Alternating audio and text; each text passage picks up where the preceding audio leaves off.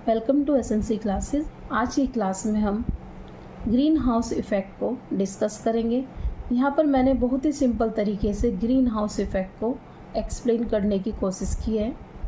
और यहाँ पर एक कांच से बना घर है और ये एक कार है जिसके शीशे कांच के हैं।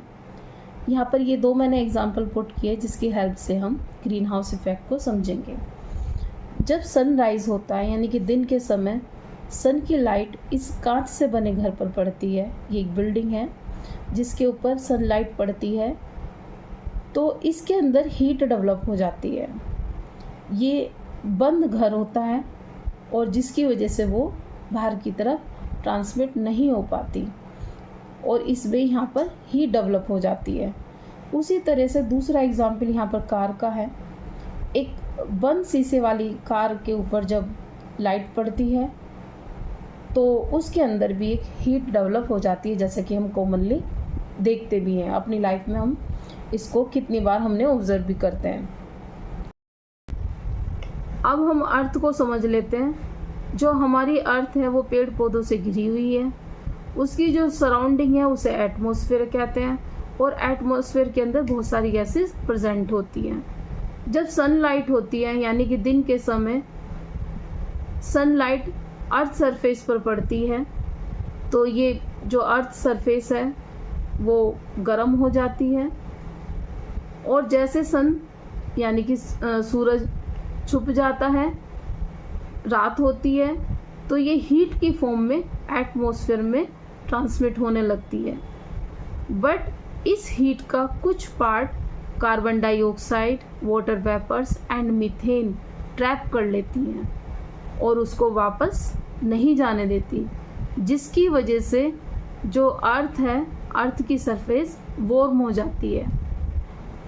इसमें इन्वॉल्व होने वाली carbon dioxide, water vapours and methane को ग्रीन हाउस गैसेस कहते हैं।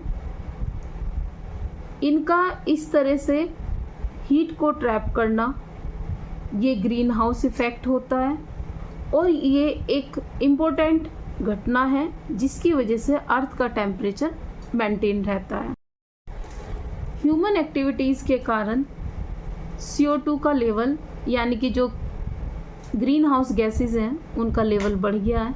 लेवल बढ़ जाने से उनकी जो हीट को ट्रैप करने की कैपेसिटी है वो भी बढ़ गई है, यानी कि अब ज़्यादा मात्रा में वो हीट को ट्रैप करने लगी, जिसकी वजह से एटमॉस्फेयर वार्म हो गया है। और इसमें इन्वॉल्व होने वाली जो गैसेस हैं यानी कि carbon dioxide, water vapours, methane के अलावा कुछ और भी ग्रीन हाउस गैसेस हैं, जैसे कि यहाँ पर है नाइट्रस ऑक्साइड है, क्लोरोफ्लोरोकार्बन है।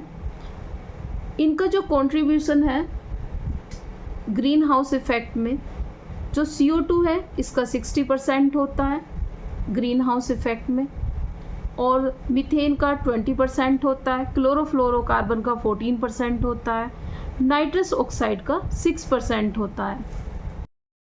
अतः अर्थ के टेम्परेचर को मेंटेन रखने के लिए इन ग्रीन हाउस गैसेस के लेवल को बैलेंस में रखना बहुत ज़रूरी है।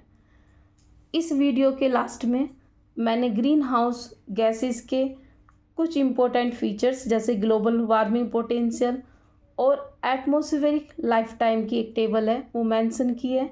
ये ग्रीन हाउस इफ़ेक्ट के क्या क्या एडवर्स इफ़ेक्ट हैं वो भी इस वीडियो के लास्ट में मेंशन किए हैं।